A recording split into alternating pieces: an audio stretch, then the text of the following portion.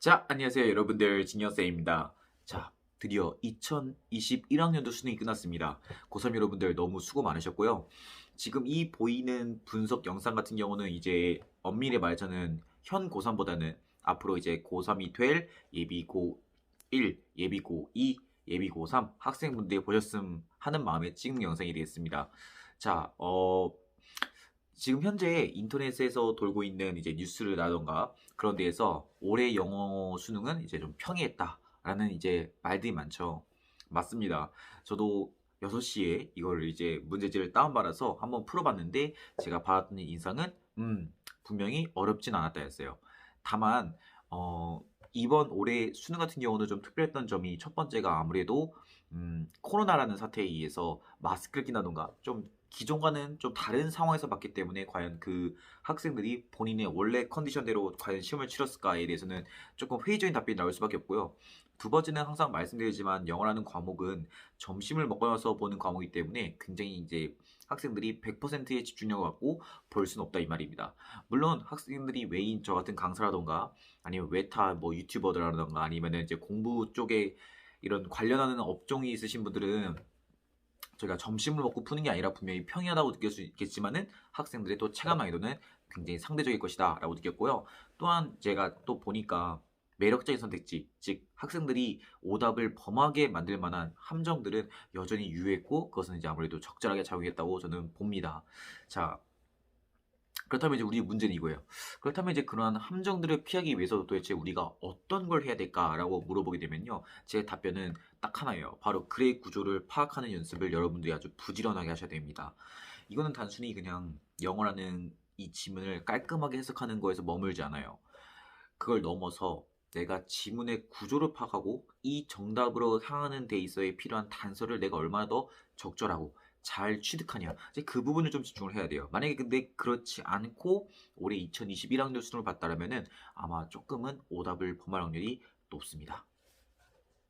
자, 그렇다면 여러분들 제가 짤막하게 기계 설명하면은 좀 의미가 없겠지, 그렇죠? 기계 설명한다는 정밀한 해석은 정밀한 해석은 제가 차후에 직접 수업 시간에 알려드리도록 하고요. 오늘 분석 같은 경우는 말 그대로 오늘 출제의 방향성을 좀 확인하는 수준으로 오늘 좀 진행하도록 하겠습니다. 자, 첫 번째 21번 보시죠. 21번 같은 경우도 The Role of the Lions Historians 나왔는데 역시 밑줄형 같은 경우는 굉장히 추상적인 어휘로 구성되어 있기 때문에 이걸 여러분이 아무리 해석을 해봤자 정답은 나오지 않는다. 다만 그 외적으로 지금 볼 수 있는 이 주황색 부분에 보이게 되면요, 여러분들 have to라는 게 반복되어 있죠. 우리 영어에서 need to, have to, 뭐뭐 해야만 한다는 이런 표현들은요. 항상 중요한 단서가 돼요. 왜냐하면은 우리가 어떤 사람한테 너 이거 해야만 해 라고 우리가 보통 언급하는 시점은 언제냐면은 마이너스 상황이 존재할 때예요. 그렇잖아요. 아니 공부를 잘하는 애한테 야, 넌 영어 공부를 더 할 필요가 있어 라고 말할 필요가 있을까요? 이미 잘하고 있는데 그렇지 않죠. 저희가 항상 뭐뭐 해야만 한다.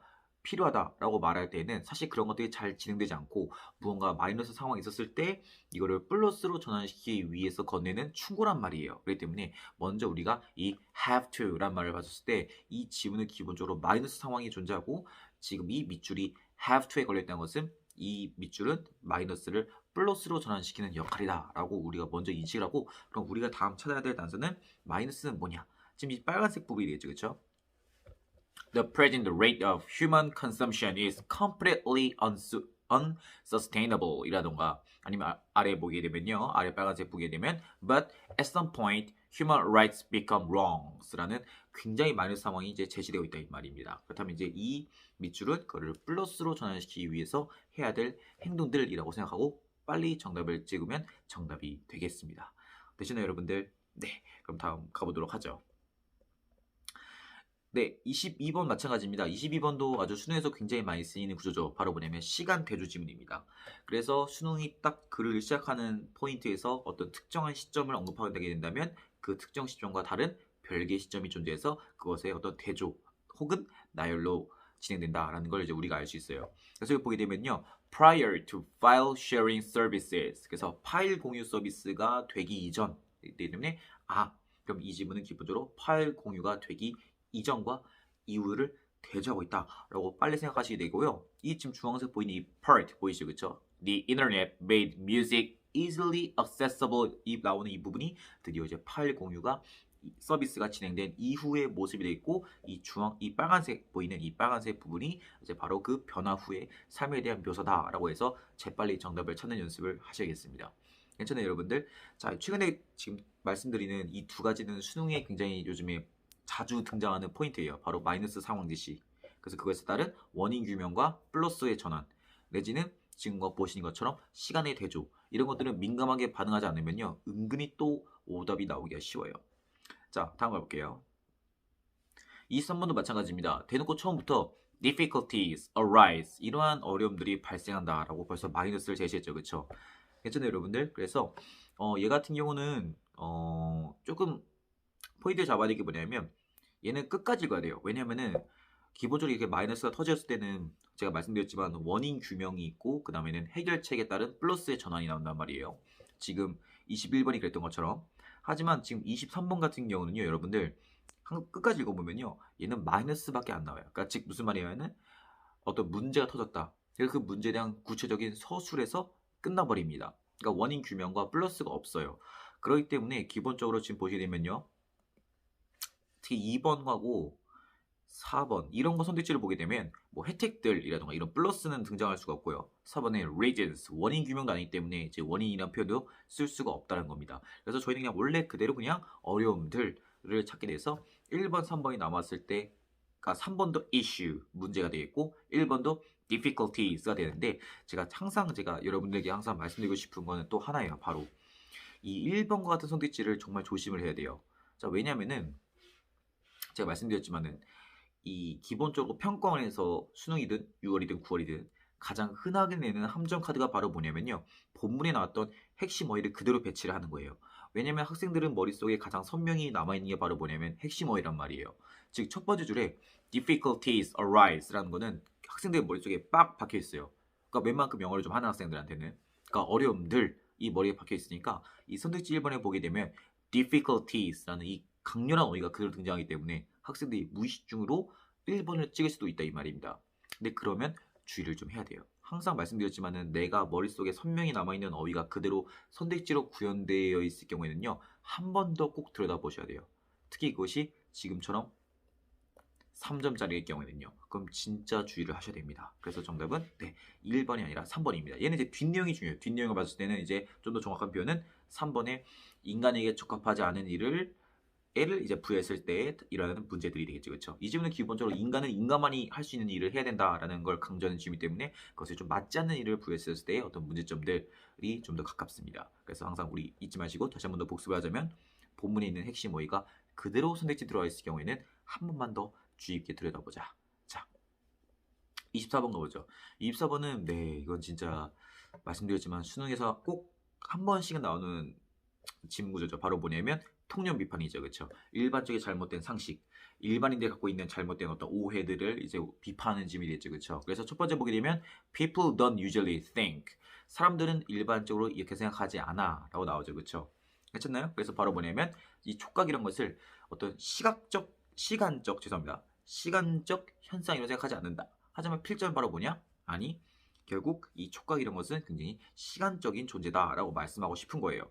자, 근데 보면 세 번째 줄에 보게 되면은 you carry out an experiment to see for yourself 나왔을 때, 뒤에 보면 막 친구한테 뭐 해라 저거 해라 나온 걸 보면서 이제 우리가 이 부분이 예시다라는 거 알고, 그냥 여기서부터 여기까지는 사실 2점짜리인 거 봤었을 때 얘가 3점짜리 아니기 때문에 2점짜리인 걸 보고 여기는 이제 예시다라고 알고 바로 넘어가야죠. 그쵸? 시간을 아껴야 되니까. 그래서 이 예시는 다 깡그리 무시하고 바로 이 통념을 그대로 가서 정답을 고르시면요, 정답을 아주 빨리 풀 수 있게 되겠습니다. 다만 이제 이렇게 문제 푸는 거는요, 굉장히 위험한 방식이에요. 그러니까 여러분들이 2점짜리일 때는 한번 그렇게 한번 해보고, 만약에 3점짜리라면은 조금 조심을 해야겠죠. 그렇죠? 분명히 통념을 제시하고 어쩌면 뭐 통념을 한 번 더 비판하던가 아니면 다른 얘기로 빠진다던가 할 수 있기 때문에, 만약에 3점짜리라면 이런 방법을 추천하지 않습니다. 다만 2점짜리이기 때문에 예시인 걸 파악하고 그냥 빨리 넘어가서 문제를 풀고 넘어가는 것도 괜찮다고 볼 수 있겠죠. 자, 그래서 우리가 제일 중요한 거는 통념의 이런 근거들. 일반적으로 뭐뭐 한다, 보통은 뭐뭐 한다, 이렇게 나왔을 때는 통념 비판이 될 수도 있겠다 라고 생각하는 것들 중요하겠죠. 그렇죠? 자, 다음 가보시죠. 29번은 네, 연계 지문이었습니다, 여러분들. 연계 지문이었고요. 어렵지 않았습니다. 그래서 1번 같은 경우도 명사 다음에 오는 이러한 PP, 분사를 묻고 있는 거고 2번 같은 경우도 지금 현재 얘가 받고 있는 대상이 대명사가 무엇이냐. 3번인 같은 경우도 이 형사를 꾸미기 위해서는 부사를 써야 된다라는 말이 나왔고 4번 같은 경우도 네, 이것도 지금 보게 되면은 이렇게 괄호를 치게 되면은 네, 얘가 주어가 되겠죠. 그래서 동명사가 주어고 동사이기 때문에 이제 문법이 주어가 되면은 단수 취급을 해야 된다라는 가장 기초적인 문법을 보고 있어요.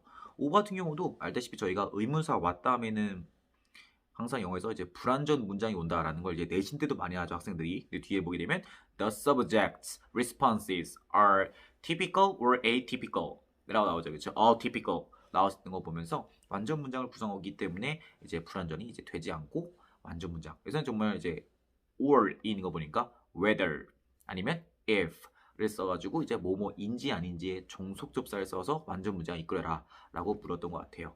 자, 그래서 얘는 뭐 그렇습니다. 네, 3점짜리 문법 치고는 조금 네, 싱겁죠, 그쵸? 그냥 뭐 내신을 조금만 잘 공부하셔도 금방 풀 수 있는 좀 기초적인 문법 문제였습니다. 자, 다음 30번도 네, 연계 지문입니다. 얘도 좀 포인트는 뭐냐면요.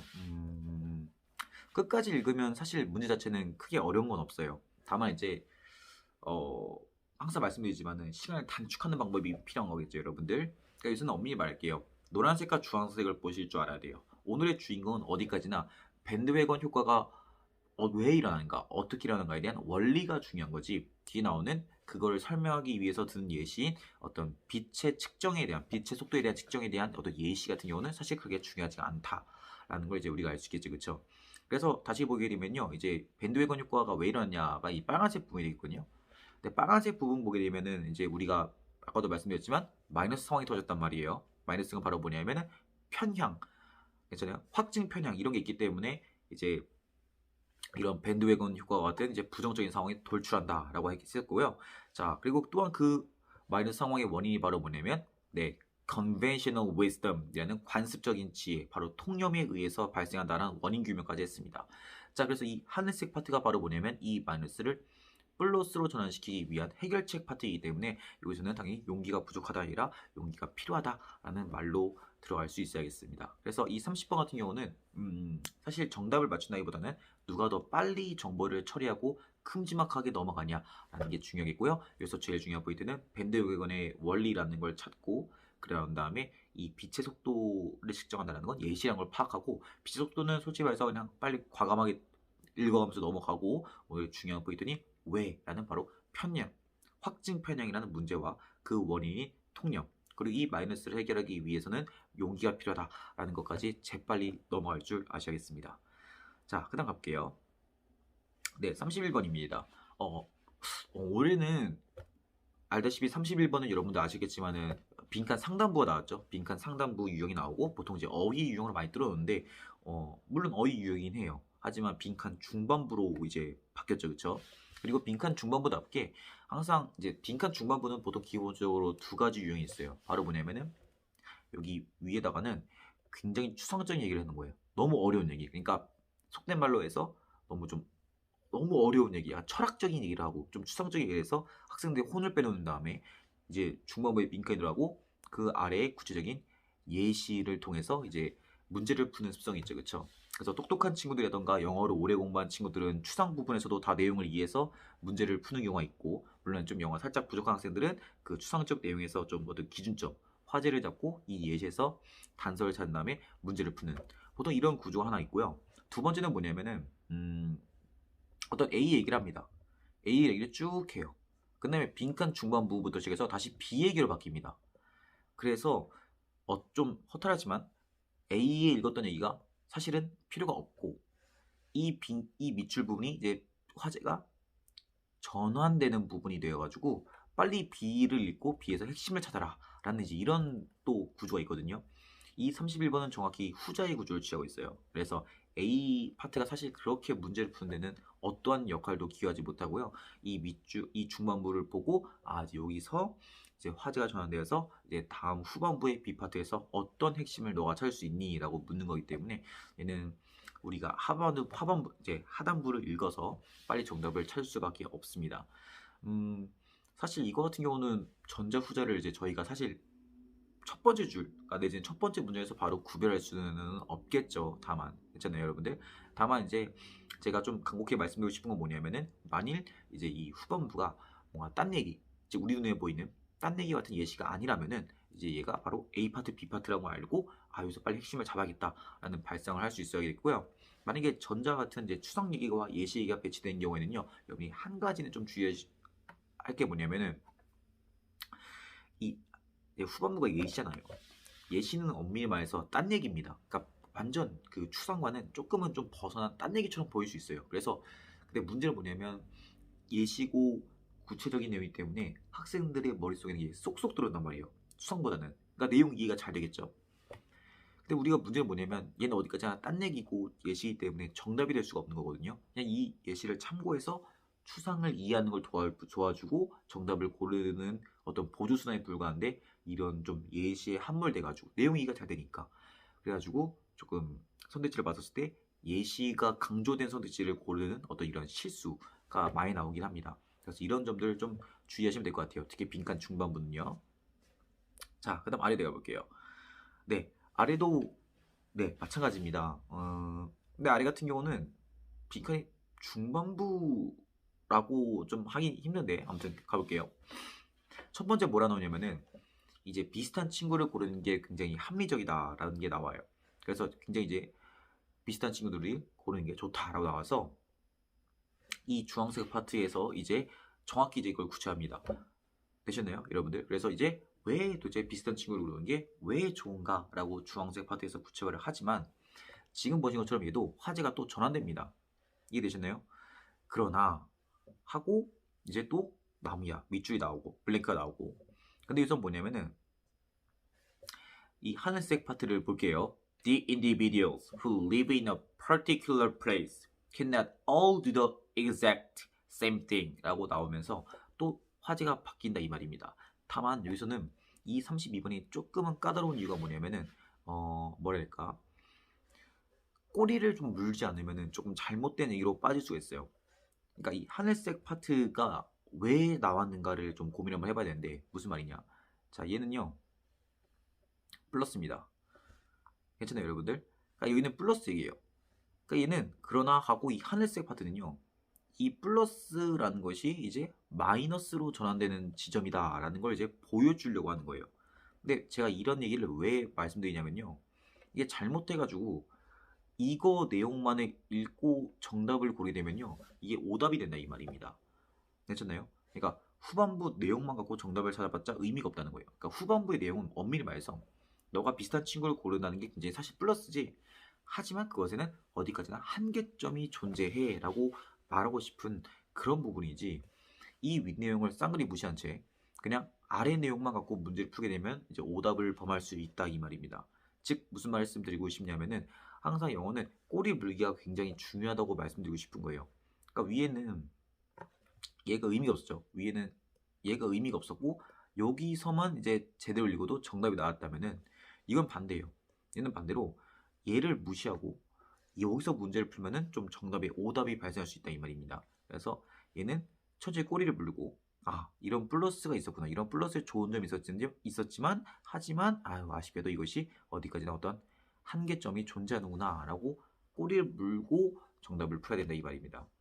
그래서 이 부분에 대해서는 제가 드리고 싶은 말씀은 딱 하나예요. 그러니까 제가 방금처럼 빈칸 중반부는 이제 뭐 이렇게 풀어라 저렇게 풀어라 라고 저도 이제 학생들한테 말씀을 드려요 분명히. 그리고 그것이 분명히 학생들한테 어떤 시간을 절약하거나 아니면 좀 불안감을 줄여주는 효과는 분명히 있습니다.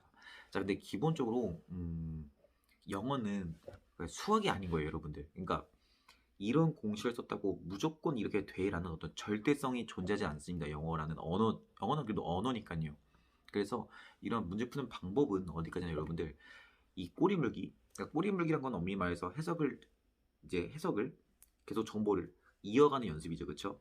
이렇게 해서 정답이 나왔다면 그게 가장 베스트예요. 근데 만약 그것이 안 될 경우에 이제 쓰는 게 어떤 이런 문제풀이법 같은 거기 때문에 여러분들 이 문제풀이법이란 것을 너무 신봉한 나머지 이런 꼬리물기와 해석 같은 기초적인 거를 무시하면 안 되는 거예요, 절대 여러분들. 말했지만 영어는 수학이 아니다.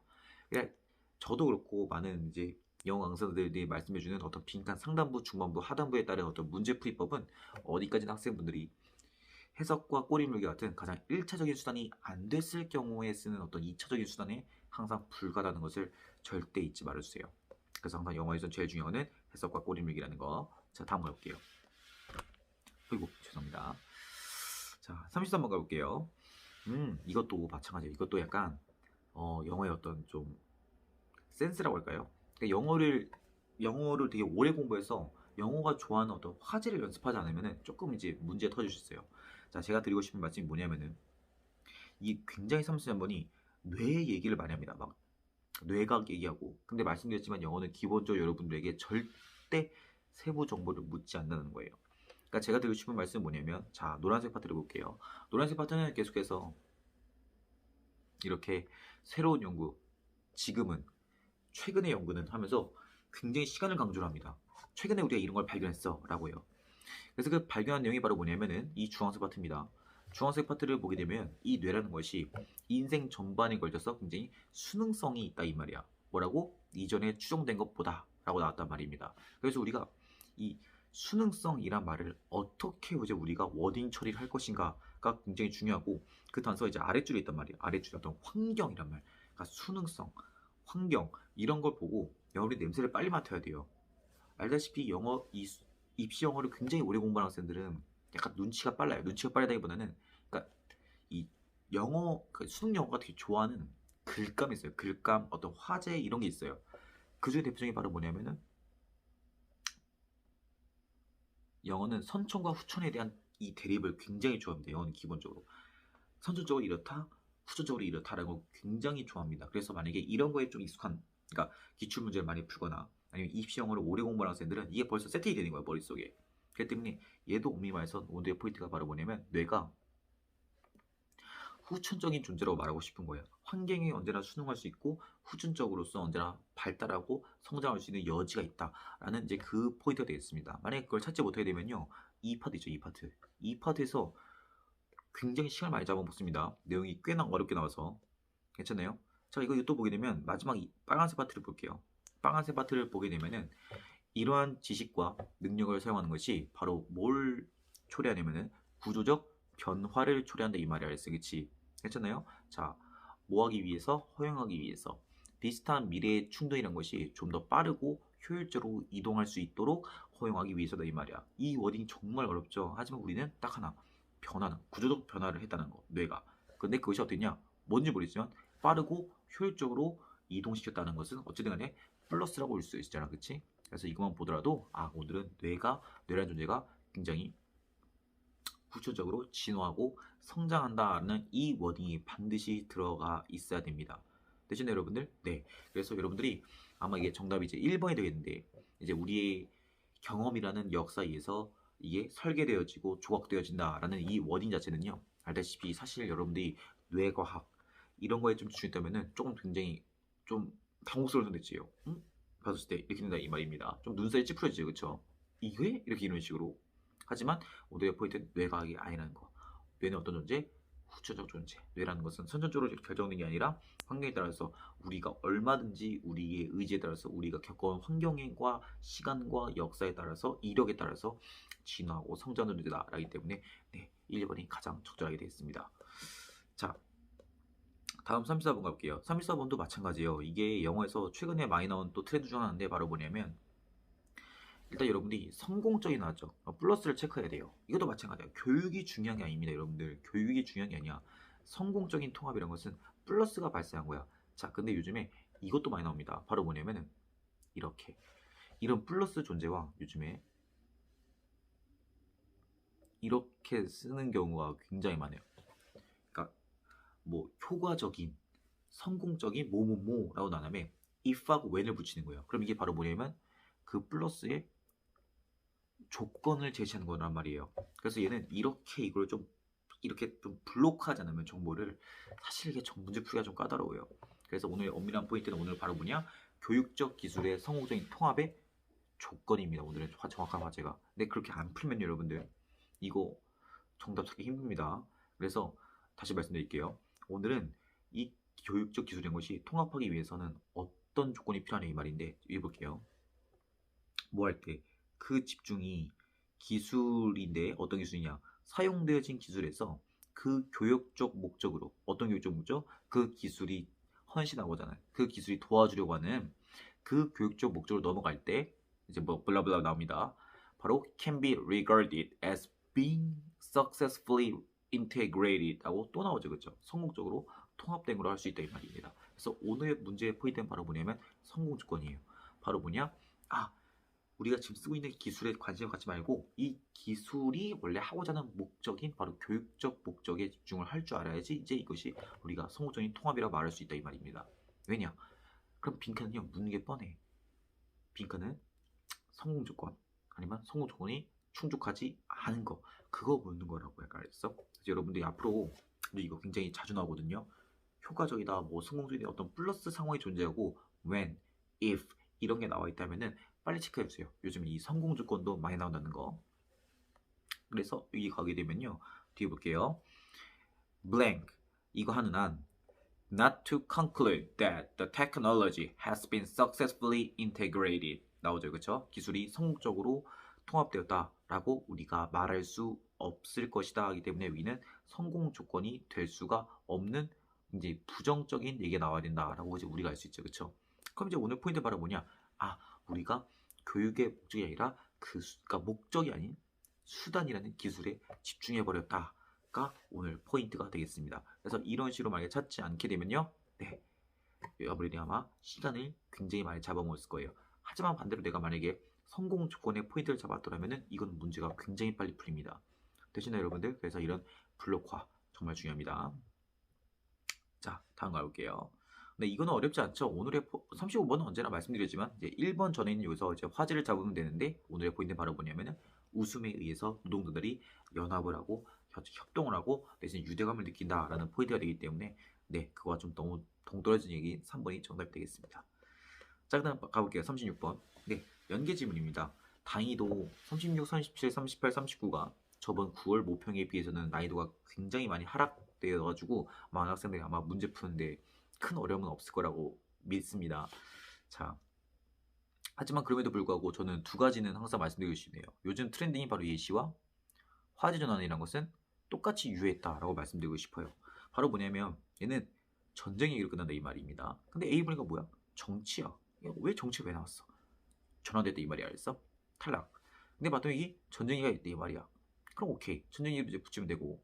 자, 그럼 이제 C를 보자 이 말이야. 근데 C를 봤더니 갑자기 어떠한 사람이 의지가 나와. 의지가 왜 나오는 거야 갑자기? 근데 또 적이 나와. 응? 내 의지를 적한테 전달한다? 그래서 의지란 말이 왜 쓰는지 이제 알아야 된다 이 말이 알았어? 탈락. 근데 B를 봤더니 마지막에 정치가 나왔다 이 말이 알았어? 그래서 우리는 바로 이제 여기를 붙이고 우리가 확인사를 들어왔을 때 이 C의 마지막에 도대체 왜 한쪽 측면의 의지가 왜 저한테 전달된다는 말이 왜 났을까 맞았을 때 의도가 명백히 표현되진다는 것이 이제 이걸 말하고 있구나. 즉 의지라는 것은 바로 의도를 이제 대체한 어휘 변형이라고 이제 우리가 알 수 있는 거죠. 그렇죠? 그래서 이런 문제풀이법은 여전히 유효했다는 거.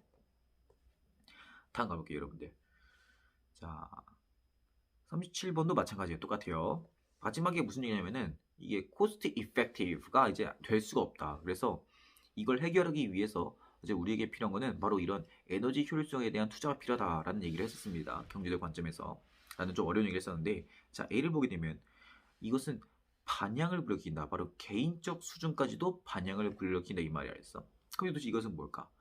개인적 수준의 반향을 불러일으킨다는 것은 이 존재는 바로 개인적 수준이 아닌 좀 더 거대한 수준의 뭔가 존재라고 알 수 있죠. 그렇죠? 얘는 개인 레벨이 아닌 무언가 다른 레벨이 나와야 되는 거예요. 자, B를 보게 되면요. 갑자기 거기는 어떤 외부성이 존재한다 이 말이야. 고려해야 될 외부성? 왜 나왔지 갑자기 뜬금없이. 이제 우리는 죄송하지만 방금까지 한 얘기는 절대 잊지 마세요. 우리는 cost effective에 대한 어떤 해결성을 바라는 거예요.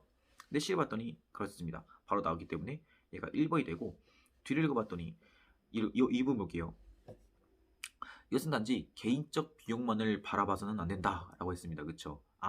개인적 비용만을 바라봐선 안 된다라고 했던 것은 우리가 바라봐야 될 다른 존재가 있다는 거죠. 그렇죠? 그게 바로 뭐냐면 B가 되겠습니다. 바로 B에 바로 뭐냐면 개인 커스트만을 바라보지 말고 거기에는 개인 코스트 외적으로 우리가 바라봐야 돼 어떤 외적인 존재, 즉 이들 말한 externality라는 것은 바로 개인이 아닌 개인의 외부적 존재를 의미하고요. 바로 우리가 찾았던 개인의 영이 아닌 더 큰 거시 경제적 효과가 드러났다는 겁니다. 그렇죠? 그래서 거시 경제적 효과가 나오고 이 거시 경제 효과가 심지어 개인한테까지 영향을 준다라고 하게 되면은 좀 더 논리가 깔끔하게 떨어지겠습니다.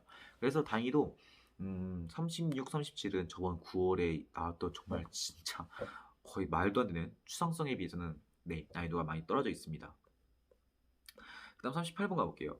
38번 같은 경우도 함정 카드 하나 있었습니다. 아마 여기 학생들이 이게 장담컨대 아마 4번하고 이제 5번이 좀 많이 헷갈렸을 거예요. 아마 문제 푸는 거 어렵지 않은데 자 먼저 가볼게요.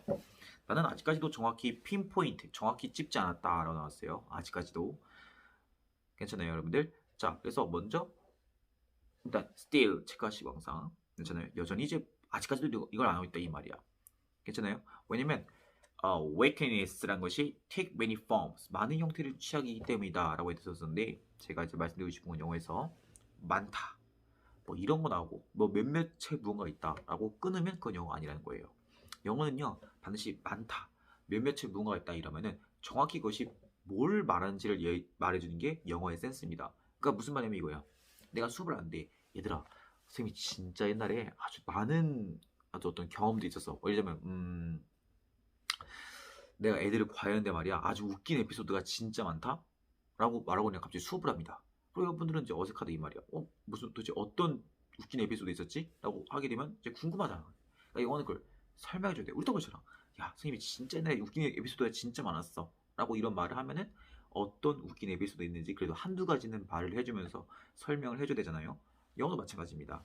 많이 나다면 뒤에는 예시라던가 부연 이런 것들이 반드시 등장하는 게 영어라는 거 잊지 마시고 이걸 먼저 세팅을 하고 가보게 되면요. 이제 이 2번 이후에 먼저 wacked란 이 말을 보면서 이제 오케이 먼저 얘가 나올 수 있는 어떤 전제 조건은 성립이 됐다 이 말입니다. 괜찮아요 여러분들? 자 보게 되면요. The word wacked is more specific than bad 이런 거 나오는데 이것이 좀 더 뭐냐 구체적이긴 하다 라고 했지만 우리 아까 말씀드렸지만 그럼에도 내가 여전히 아직 뭐 하지 않았다? 정확히 찝지 않았다 라는 말이 이제 쓸 수가 있는 거예요. 구체적이다?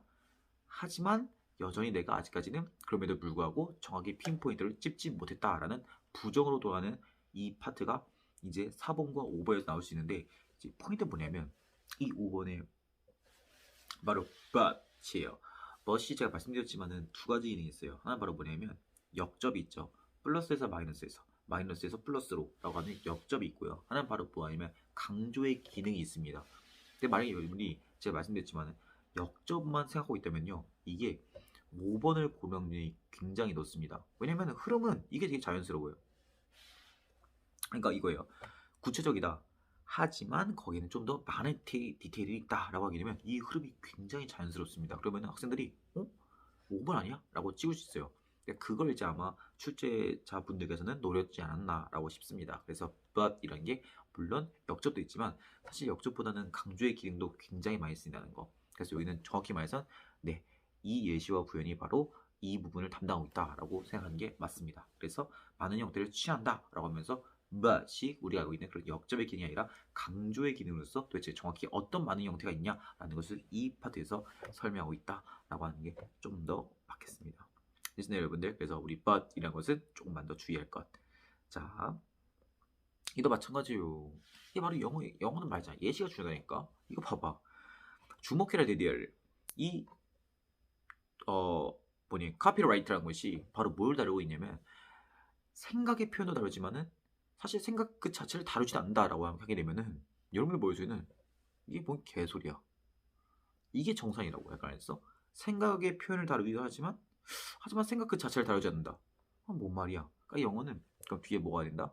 예시라던가 부연이 와야 된다라고 생각하고 바로 이 부분을 빨리 연결줄 줄 알아야 된다 이 말이 알겠어? 그래서 제가 다시 한 번 더 말씀드리지만 요즘에 이런 순서의 트렌드는 바로 뭐냐면 이런 흐름 파악이죠. 죄송합니다. 흐름 파악의 트렌드는 바로 두 가지입니다. 하나는 화제 전환. 근데 화제 전환이라는 것을 잊지 마세요. 꼭 플러스에서 마이너스 플러스의 어떤 역접을 말하고 싶은 건 아닙니다. 그냥 내가 어떤 A라는 얘기를 하다가 갑자기 다른 얘기인 어떤 A 마이너스든 아니면 A 플러스든 이렇게 가는 것도 화재 전환입니다. 꼭 내용이 뭔가 180도로 확 바뀐 게 아니라 내가 원래 이런 일 하다가 갑자기 딴 얘기. 앞을 따지자면 아까는 전쟁에다가 갑자기 정치 얘기. 이런 것처럼 화재 전환도 민감하게 반응할 줄 알아야 되고, 두 번째는 예시와 부연 설명. 영어는 반드시 어떤 좀 애매하고 추상적이고 좀 살짝 이런 말씀드렸지만 개소리가 나오게 되면은 설명해 주는 게 바로 영어다라는 거. 그래서 38, 39는 그걸 아주 적절하게 잘 활용한 문제였습니다. 자, 그 다음 가볼게요. 네, 40번은 어렵지 않죠. 그렇죠? 40번은 그래서 지금 바로 이 리더십과 바로 지배성이 과연 똑같냐라는 의문점을 던지고, 그리고 그 예시로서 이제 에마조니아라는 이런 부족의 설명을 통해서 사실 그것이 올바르지는 않다라고 해서 이 빨간색 파트에서 이제 딱 정확히 주제의식을 드러내고 있죠. 그렇죠? 우리가 생각하는 어떤 정치, 지배라는 것은 우리 문화권에만 갖고 있는 어떤 편견과 어떤 이런 선입견에 사로잡혀 있으며, 사실 아마조니아 같은 이런 다른 부족들은 사실 그렇게 생각하지 않는다라고 해서 이런 가족 그냥 심플한 질문이 되겠습니다. 다음 이제 마지막 가보겠습니다. 네, 이것도 잘 나왔어요. 이것도 지금 잘 나오게 되는데, 지금 바로 뭐냐면은 먼저 우리의 경향입니다. 우리의 경향. 그쵸? 바로 뭘 돌리냐? 바로 통념을 돌릴 줄 알아야 돼요. 아까 24번과 마찬가지로. 필자가 아니야. 우리. 하지만 제가 항상 말씀드린 게 영어에서 필자가 아닌 우리라는 존재는 기본적으로 집단을 상징합니다. 바로 통념이죠. 그쵸? 그래서 우리의 경향. 근데 결국 우리의 통념은 바로 뭐냐면은 동물의 행동이라는 것이 뭐 아니다? complex. 내가 했어? 복잡하지 않다라는 걸 의미하지 않는다라고 나오죠. 그쵸? 그러니까 즉 정확히 말하자면 우리는 미안하지만 동물이란 걸 이제 원래 무언가를 바라봤을 때, 인간의 관점에서 바라봤을 때 동물이란 것을 사실은 복잡하지 않은 존재라고 여겼던 것 같아요. 괜찮아요, 여러분들? 자, 근데 보게 되면은 하지만 그러니까 지금 정확히 말씀드릴게요. rather 나오죠. 나오면서 이제 통념 비판 들어갑니다. 즉 오히려 이런 우리의 경향과는 다르게, 우리가 무언가를 사물을 보는 경향과는 다르게 사실 바로 뭐냐? 동물의 행동 이런 것은 굉장히 복잡성이 있다라고 이제 말하고 싶은 거예요. 오늘의 포인트는. 근데 얘가 한 번 더 강조합니다. 근데 바로 뭐냐면 하지만 오늘의 포인트는 바로 뭐냐면 동물은 복잡한 존재야. 하지만 오로지 purely 순수하게 오로지 내적인 복잡성만을 갖고 있는 건 아니다 라고 했죠. 그렇죠? 그래서 우리는 머릿속에 자연스럽게 그렇다면 오늘은 외적인 어떤 복잡성이 필요하다라는 걸 이제 우리가 알 수가 있는 거예요. 자, 근데 제가 말씀드리고 싶은 건 바로 뭐냐면 이 파트예요. 그러니까 제가 말씀드리고 싶은 건 뭐냐면은 오늘은 조금 통념이든 오해든 이제 이런 제가 말씀드렸지만 통념이든 오해든 어떤 잘못된 어떤 오해와 통념을 바로잡는 질문들은요 굉장히 좋아하는 시그널도 있어요. 그러니까 시그널이라는 것은 뭘 의미하면 여기는 이제 오해다. 이 문장은 지금 오해를 말하고 있는 문제야. 아니 여기는 진실 파트야. 그런 오해가 잘못됐고 사실 이게 진실이야 라고 말하고 싶은 문장이야 라고 이런 걸 강조하는 시그널이 있어요. 그러니까 제가 말씀드리고 싶은 건 바로 뭐냐면은 이런 거 있죠. 이런 거 그리고 이런 거 이런 거. 그러니까 파란색 파트는 one 어떤 사람이 could 말지만은 우리 can의 과거라고 하면 안 돼요. 이제는 가정법이고 가정법은 필자가 봤을 때의 불가능한 이야기, 즉 필자가 바라보는 자신과의 의견과는 정반대의 이야기라고 말할 수 있죠. 그렇죠? 그리고 가정한다란 말. 어떤 사람은 이렇게 가정할지도 몰라라는 거는 이 하늘색 파트는 일단 오해 파트라는 거. 그러니까 이 지문에서 필자가 말하고자 하는 것과는 좀 정반대의 오해 파트. 즉 바로 뭐냐면 우리가 아까 찾았던 이 부분. 동물은 오로지 내적 복잡성만을 갖고 있다라는 걸 고를 줄 알아야 되고요. 반대로 이런 초록색 부분을 보실래요? really라든가 in reality 굉장히 강조했죠. 실제로는 현실에서는 나오잖아요. 그렇죠? 그럼 이 부분이 이제 바로 뭐냐면은 진실 파트다라고 이제 우리가 알 수 있고, 우리의 포인트라 봐 진실을 말하는 뭐냐면 동물이 물론 내적 복잡성이 없는 건 아니지만은 사실 동물이라는 존재는 외적 복잡성에 의해서도 영향을 받는다라는 그 포인트를 이 초록색 부분에서 찾을 수 있어야 됩니다. 그렇기 때문에 만약에 이런 통념을 잡고 통념이라든가 어떤 오해 이런 걸 이제 비판하는 구조다라는 걸 잡았더라면 이런 시그널에 주목해서 문제 푸는 것이 굉장히 이제 연습된 학생들은 아마 문제를 푸는 게 어렵지는 않았을 거예요. 자, 여러분들 이렇게 해서 제가 조금은 제가 오늘 당일날 이거 풀고 이제 제가 방금 수업 갔다 와서 제가 지금 벌써 저녁 지금 새벽 1시입니다. 네, 그래서 제가 지금 살짝 맨정신이 아니어가지고 제가 살짝 이제 횡설수설 했던 부분이 있을지도 모릅니다. 다만 그 부분 좀 이해를 좀 해주시고요. 다만 이제 그만큼 제가 빨리 찍고 싶었던 이유는 뭐냐면은 1시라도 빨리 여러분들이 이제 이런 게 수능 영어다, 이런 게 수능 영어구나라는 걸 좀 알아주길 바라는 마음에서 제가 빨리 찍었고요. 제 학생들, 물론 제 수업 듣는 학생들 분들은 제가 정말 수업 시간에 좀 더 자세히 정말 이제 길고 더 정확하게 이제 말씀을 드리는 시간을 갖도록 하겠습니다. 자, 오늘 좀 여기까지 하고요. 제가 2021년 수능 이렇게 한번 보면서 느꼈던 거는 바로 뭐냐면은 사실 이게 맞는 건지 모르겠어요. 그러니까 문제풀이법이라고 하죠. 저희가 말씀드리는 문제풀이법.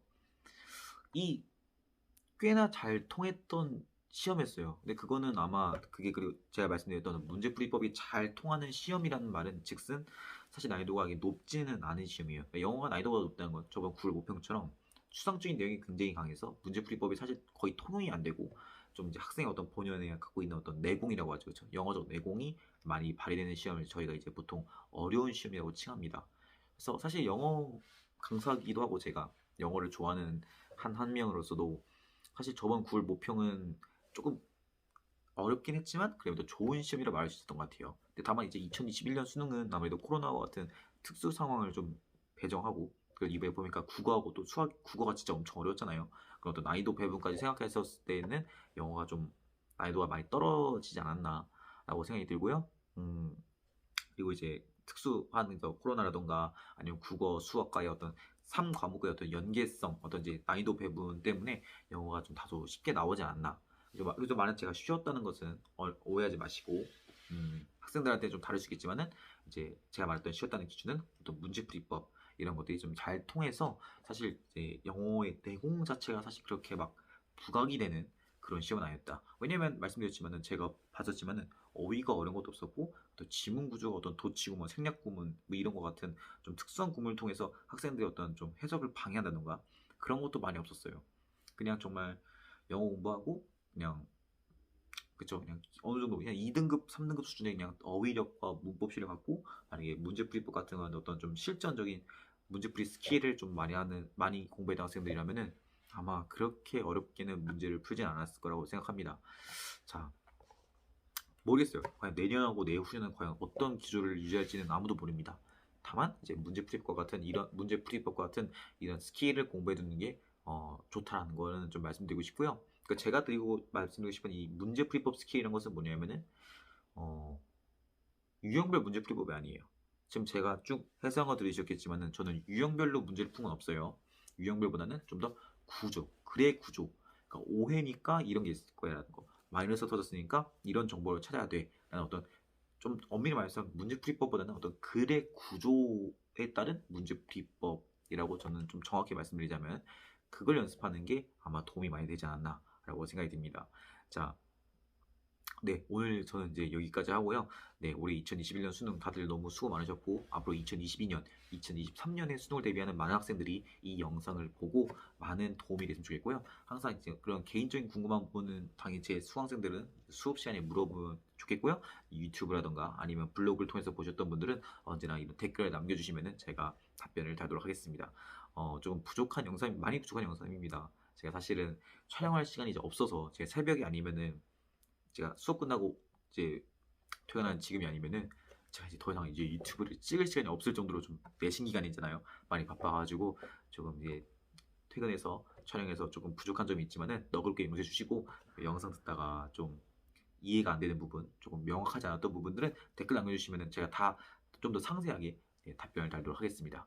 자, 오늘 여기까지 수고 많으셨고, 자, 2021년 이제 수능 봤던 우리 여러분들, 고3 여러분들 정말 수고 많으셨고 남은 3개월 건강 유의하면서 잘 푹 쉬면서 각자 원하는 대학 갈 수 있게 마지막까지 어떤 면접, 논술 그리고 어떤 이제 마지막까지 어떤 수시 잘 이제 끝낼 수 있었으면 좋겠습니다. 자, 그럼 저는 오늘 여기까지 하겠습니다. 여러분들 감사합니다.